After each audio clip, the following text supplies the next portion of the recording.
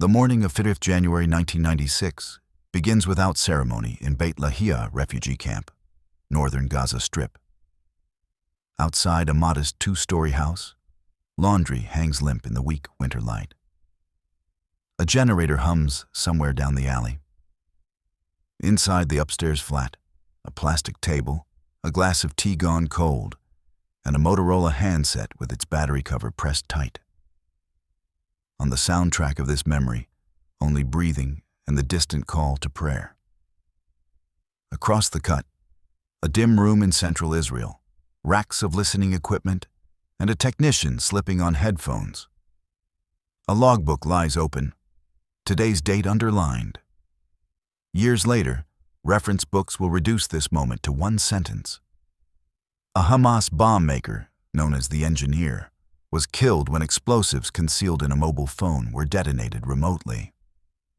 In Beit Lahia, the phone rings. A hand lifts it. A father's voice asks a simple question. The film holds on the handset, not the blast, hinting that the real cost will be counted elsewhere. In early November 1995, Yitzhak Rabin was shot dead at a peace rally in Tel Aviv. The assassin was not Palestinian, but Israeli, a young law student named Yigal Amir, who opposed the Oslo Accords. For Shin Bet, Israel's internal security service, the killing represented catastrophic failure. Director Carmi Gillen had overseen the Prime Minister's protection. Now he faced a nation demanding accountability. While Israel reeled from Rabin's death, another file remained open in Shin Bet's counter-terrorism directorate.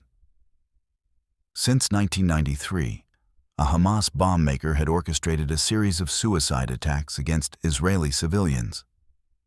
The bus bombings in Afula, Hadera, and Tel Aviv. The junction attacks at Beit Lid and Mehola. The carnage on Jerusalem's bus routes, according to Israeli security assessments, many traced back to one name: Yahya Ayash. Known simply as the engineer, Ayash had become the most wanted man in Israel.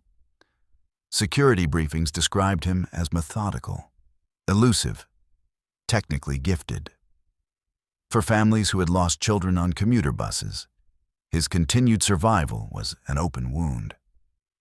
In the weeks after Rabin's killing, the Palestinian Authority increased cooperation with Israeli security forces against Hamas, particularly against Ayash. The Oslo process hung by a thread. Both sides understood that more bombings could sever it entirely.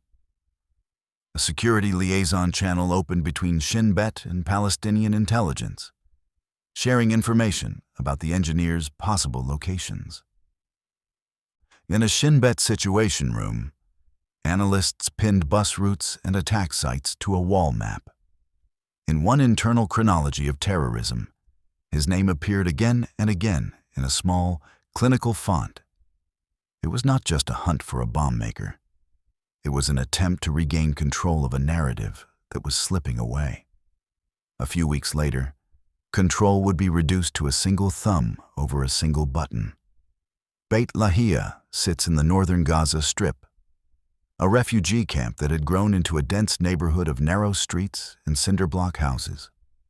By mid-1995, Yahya Ayash had been staying in one such house, a modest building belonging to Osama Hamad, a friend from his university days at Birzeit. According to later reports, Ayash remained in this location for roughly 6 months, an unusually long stay for a man on Israel's most wanted list. The house itself was unremarkable. A narrow stairwell, thin curtains filtering Gaza's flat light, plastic furniture, children's voices from the alley below, a phone often left charging on a table near the window. Osama Hamad had an uncle named Kamil. According to biographical entries and later intelligence summaries, Kamil Hamad was known to Israeli authorities before October 1995. What brought him to their attention? Debt, a prior arrest, family pressure, remains unclear in the public record. What is documented is that in October 1995, Kamil met with Shin Bet operatives. He asked for money and Israeli identification cards for himself and his wives. He was told that if he refused to cooperate, he would be exposed to Hamas as a collaborator. A later intelligence report, summarized in secondary accounts, describes Kamil's task. He was to pass a mobile phone to his nephew Osama, who would let it enter the household where Ayash was staying. Kamil was told the phone contained a listening device to help track the engineer's calls.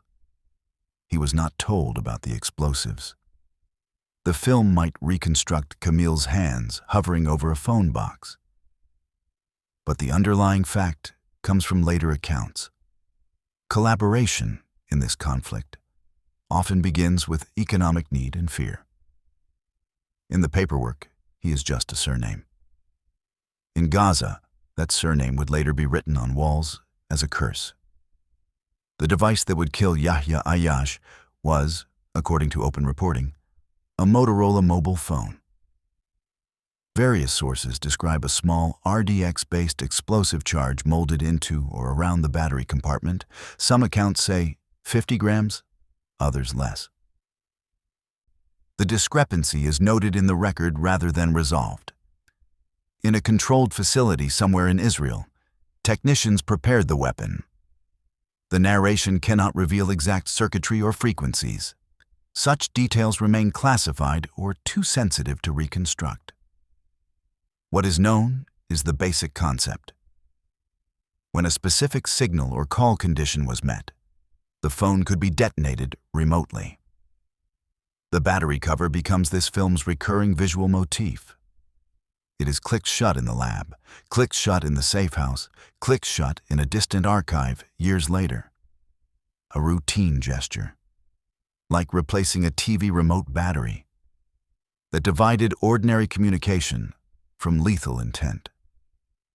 The cover is not literal history each time. It is a stylized reminder of how small the distance was. Israel had used similar methods before. In 1972, a telephone bomb killed PLO representative Mahmoud Hamshari in Paris, an operation attributed to Mossad. The phone as assassination tool was not new. What was new was the miniaturization, the cellular network, the relay architecture that could connect a listener in central Israel to a target holding a handset in a Gaza refugee camp. By late 1995, the modified phone had passed from Kamil to Osama, and from Osama into the ordinary clutter of the Beit Lahia house. It sat beside tea glasses and newspapers. Children walked past it without knowing. The legend built around it was simple: a listening device for tracking calls. The reality was a bomb waiting for a voice. By the end of the year, the most wanted man in Israel would be holding this object against his ear. Yahya Ayash was born on 6 March 1966 in Rafat, a village in the West Bank near Ramallah. He studied electrical engineering at Birzeit University in the late 1980s, a period when the first Palestinian Intifada was reshaping the occupied territories. Sources describe him as soft-spoken, academically gifted, from a family of modest comfort. He married and had a son. By the early 1990s, Ayash had joined Hamas's military wing, the Izz ad-Din al-Qassam brigades. His engineering background proved useful. He developed techniques for constructing improvised explosive devices from commercially available materials, including unstable peroxide-based compounds that circumvented Israeli restrictions on military-grade explosives. The attacks linked to his work form a grim chronology. April 1994. A car bomb at a bus stop in Afala killed 8. A week later, a suicide bomber struck a bus in Hadera, killing 5. October 1994. A bomber detonated himself on a crowded Tel Aviv bus, killing 22. January 1995. Twin bombings at Beit Lid Junction killed 21 soldiers and 1 civilian. July 1995, another Tel Aviv bus bombing killed 6. August 1995, a Jerusalem bus attack killed 4. These numbers reduce human lives to arithmetic. Behind each figure were families shattered on ordinary commutes, students traveling to class, workers heading home, elderly passengers on routine errands. Human rights organizations and Israeli security reports documented these attacks as deliberate targeting of civilians. For many Israelis, Ayash embodied a new phase of violence that undercut whatever hope remained from the Oslo Accords. For many Palestinians, particularly in Gaza and the West Bank, he would later be memorialized as a martyr. Streets and squares named after him, his image on posters. By late 1995, both sides agreed on one thing only. As long as the engineer was alive, the trajectory of the conflict could still get worse. The film alternates between two interiors in late 1995. In Gaza, Ayash is living as a fugitive, moving between safe houses but returning repeatedly to the Hamad home in Beit Lahia. Reports note that he had stayed for roughly 6 months in the same location, an unusual lapse in security discipline for a man with his profile. Perhaps he trusted Osama Hamad. Perhaps he had grown tired of running. The public record does not explain his reasoning. In Israel, Shin Bet's Counter-Terrorism Directorate tracks attack timelines and bomb signatures. They catalog the distinctive features of Ayash's devices, the triggering mechanisms, the explosive compounds, the patterns that suggest a single hand behind multiple attacks. Former officials interviewed in documentaries like The Gatekeepers would later describe the environment of those years. Intense tactical activity, successful operations, but no clear strategy for ending the violence. An increasing reliance on targeted killings to manage what could not be politically resolved. Carmi Gillen, who led Shin Bet during this period, would later publicly acknowledge the organization's failures surrounding Rabin's assassination and step down from his position. But before his departure, the hunt for Ayash continued under his watch. The chase was a contest between two systems. One man whose name was whispered in refugee camps, and an institution whose name was, until recently, too secret to be spoken on Israeli television. One side built bombs designed to kill civilians on buses. The other side was learning to build a bomb designed to kill one man holding a phone. In one room, a bomb maker is figuring out how to hide explosives in everyday objects. In another, his hunters are learning to do exactly the same. The listening architecture of the operation has been described in open sources, though specific technical details remain classified. Multiple accounts agree on the basic framework. An airborne platform, likely a surveillance aircraft, intercepted cellular signals over Gaza. When Ayash used the phone, his voice was relayed to a Shin Bet monitoring station in Israel. Operators listened for voice confirmation before any action could be taken. The psychological thread of the operation centered on voice recognition. For the Israeli operators, Ayash's voice became both a target and an acoustic fingerprint. They had listened to him before. Intercepted calls, recordings passed through intelligence channels. They knew the cadence, the patterns. They waited for the moment when that voice would answer the rigged phone. In interviews conducted years later, former Shin Bet officials discussed the ethical dimensions of targeted killings. Some spoke of professional detachment, the separation between listening to a human voice and authorizing its termination. Others acknowledged the weight of such decisions, the way certain operations stayed with them long after the files were closed. The relay system meant that distance was both technological and moral.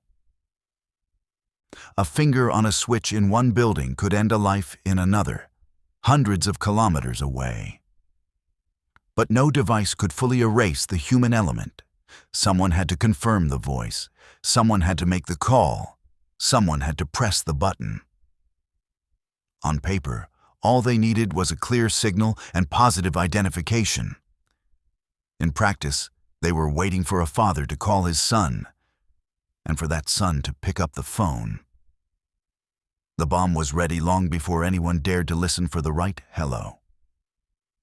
In October 1995, Kamil Hamad met with Shin Bet operatives at an undisclosed location.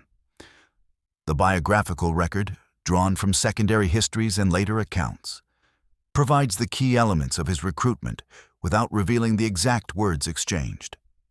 He was already known to Israeli authorities. The reasons unclear, perhaps a prior arrest.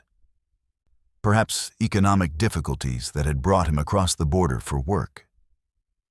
He asked for money. He asked for Israeli identification cards that would allow his wives to travel and work. In return, he was given a task: pass a mobile phone to his nephew Osama, who was hosting a guest in his Beit Lahia home. The pressure applied was documented in later summaries. If Kamil refused, he would be exposed to Hamas as someone who had cooperated with Israel. In the political environment of Gaza in 1995, such exposure could mean death. The choice presented was not really a choice at all. What Kamil understood about the phone remains disputed. He was told it contained a listening device, a way for Shin Bet to monitor Ayash's communications. He was not told about the 50 grams of explosive fitted into the battery compartment. Whether he suspected more than he admitted, the record does not say. The film might imagine the moment. Two silhouettes at a table, the phone being slid across, a hand pressing the battery cover closed. But the documented facts are simpler and more ambiguous. A man under threat made a calculation. A handset changed possession. What appeared to be survival in one moment would become betrayal in another. In intelligence terminology, he became an asset. In his neighborhood, that word would later mean something else entirely. The technical preparation of the device mirrored, in some ways, the work of its intended target. Both Ayash and his hunters understood the principle. Conceal explosive power inside something ordinary, something that would pass unnoticed until the moment of detonation. The explosive, described in various accounts as RDX or a similar compound, was shaped to fit within the phone's battery compartment. The amount was calibrated, enough to kill the person holding the handset, small enough to minimize collateral damage in the dense environment of a refugee camp. Some accounts mention 50 grams, others suggest less. The exact specifications remain classified. The triggering mechanism required voice confirmation. Operators listening to the intercepted call had to be certain it was Ayash before activating the detonation signal. This meant the bomb could not be set off by accident, by a child picking up the phone, by Osama Hamad or anyone else in the household. The system demanded precision. Such weapons exist in a lineage. The 1972 killing of Mahmoud Hamshari in Paris, a bomb hidden in a telephone base, detonated when he answered, established the template. What had changed by 1996 was the infrastructure. Cellular networks, airborne signal interception, real-time relay to a command post. The distance between operator and target had grown, but the intimacy of the kill, voice to voice, ear to handset, remained. Weapons like this are designed to erase physical distance for the operator. A finger on a button in Tel Aviv, a death in Gaza. But no device can fully erase moral distance. That remains in the room long after the file is closed. The bomb was ready long before anyone dared to listen for the right hello. By late 1995, the phone had entered the Hamad household in Beit Lahia. It sat among the ordinary objects of daily life: tea glasses, newspapers, children's shoes by the door. The device that Israeli technicians had carefully prepared was now indistinguishable from any other mobile handset in Gaza. Ayash had stayed in this house for roughly 6 months, an unusually long period for someone on Israel's most wanted list. Multiple reports describe a man who had grown less cautious, perhaps trusting the friendship with Osama Hamad, perhaps simply exhausted by years of running. He used the phones available in the house, including the one that had come through Kamil. Outside, the rhythms of Beit Lahia continued. Schoolgirls in uniforms walked to class. Vendors opened market stalls. Women hung laundry on lines between buildings. The sounds of the refugee camp, generators, children, the call to prayer, formed the ambient texture of life under occupation. Generic archival footage from mid-1990s Gaza shows these scenes. Ordinary people navigating the extraordinary conditions of their existence. Inside the house, the phone charged by a window. It was moved from room to room by different hands. The children who lived there may have seen it, touched it, never knowing what was concealed within. Only a handful of Shin Bet officers, monitoring from a distance, understood what the device represented. The juxtaposition is the point. The terrible ordinariness of the scene, the hidden violence waiting within an everyday object. The device did not look like a weapon. That was the point. On the morning of 5th January 1996, around 8 o'clock, Yahya Ayash's father called from the West Bank. Multiple sources agree on this detail. It was a routine family call, a father checking on his son. What they spoke about in those final moments is not part of the public record. In Beit Lahia, Ayash picked up the rigged phone. The call connected. His voice traveled through the cellular network, was intercepted by the airborne surveillance platform, and was relayed to the Shin Bet monitoring station in Israel. In the monitoring room, headphones and waveforms on screens. Someone marked the log. Voice confirmed. The acoustic fingerprint matched. The most wanted man in Israel was holding the device against his ear, speaking to his father. The explosive was detonated remotely. Reports describe the blast as localized but devastating. Ayash was killed instantly, his head and hand destroyed by the force of the explosion. The phone that had seemed so ordinary was now fragments of plastic and metal, mixed with human remains. In retrospectives, former Shin Bet chiefs speak about the cold efficiency of such operations and about the questions that follow. Does removing a bombmaker stop bombings? Or does it simply create martyrs and accelerate cycles of retaliation? In the moment of operational success, such questions are deferred. In operational language, the file could now be closed. Outside the house, the day in Gaza was just beginning. The sound of the explosion had barely faded before the consequences began to unfold. News of Ayash's death spread through Gaza within hours. By the time of his funeral, the crowds had swelled to tens of thousands. Some accounts report around 100,000 mourners filling the streets. Archival footage shows dense masses of people, green Hamas banners, and posters bearing his image under the title, The Engineer. The narration here requires restraint. On one side, a population mourned a man celebrated as a resistance hero who had struck at Israel's heart.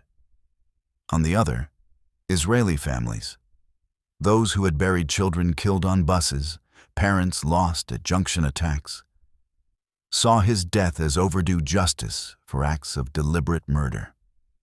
Within approximately 2 months, Hamas carried out a series of suicide bombings that killed around 60 Israelis. On 25th of February 1996, a bomb exploded on a bus in Jerusalem, killing 26. The same day, another bomber struck at Ashkelon, killing 2. On 3rd March, a Jerusalem bus bombing killed 19. On 4th March, a bomber detonated himself outside Tel Aviv's Dizengoff Center during Purim celebrations, killing 13, including children in costume. Hamas explicitly linked these attacks to the assassination of Ayyash, calling them revenge for the engineer. Contemporary diplomatic and media sources documented this connection, while also noting that Hamas had opposed the Oslo process on principle, independent of any single killing. The targeted killing was both a reaction to terror and a trigger for more violence, depending on where one stood. In the Shin Bet reports, suicide bombers were now listed under new case numbers. For many in Gaza, they were listed under his name.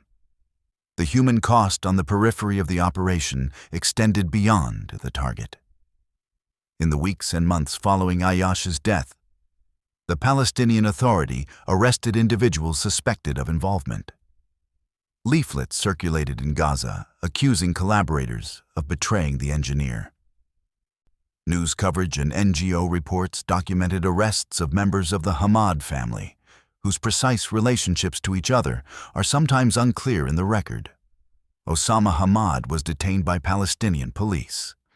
His role, whether unwitting host or something more, remained unclear at the time. Kamil Hamad's name appeared in accusations of collaboration. Human rights documentation from this period describes a pattern. Suspected collaborators faced summary trials, torture, and execution by both Palestinian Authority forces and armed factions. The specific fates of all those connected to the Ayyash operation are not fully documented in public sources.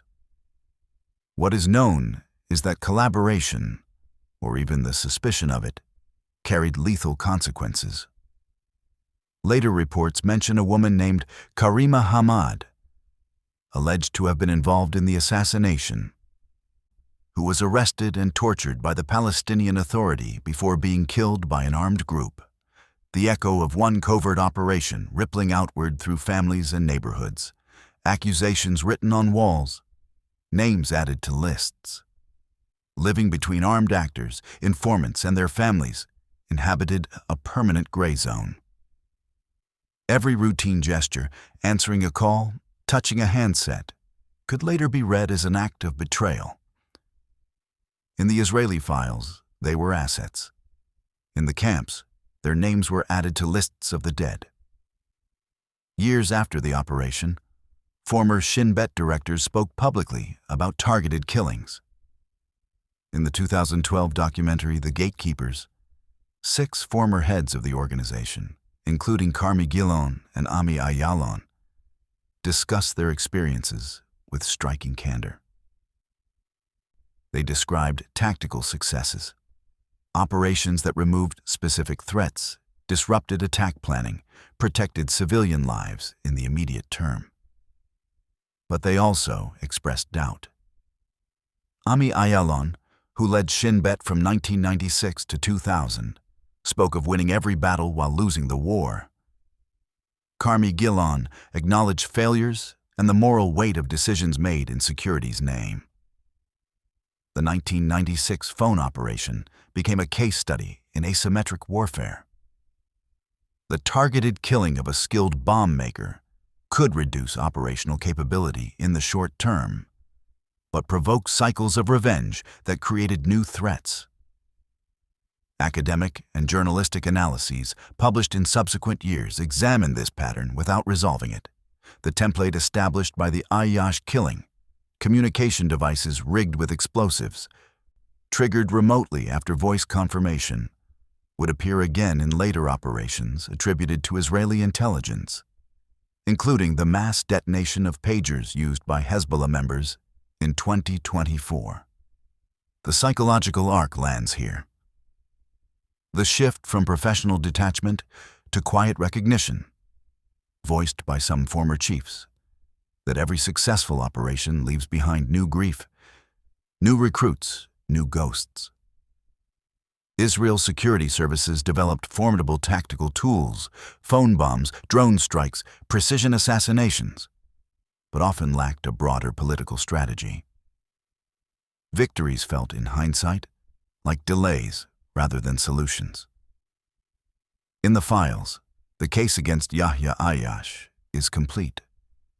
In the region he helped shape, nothing is.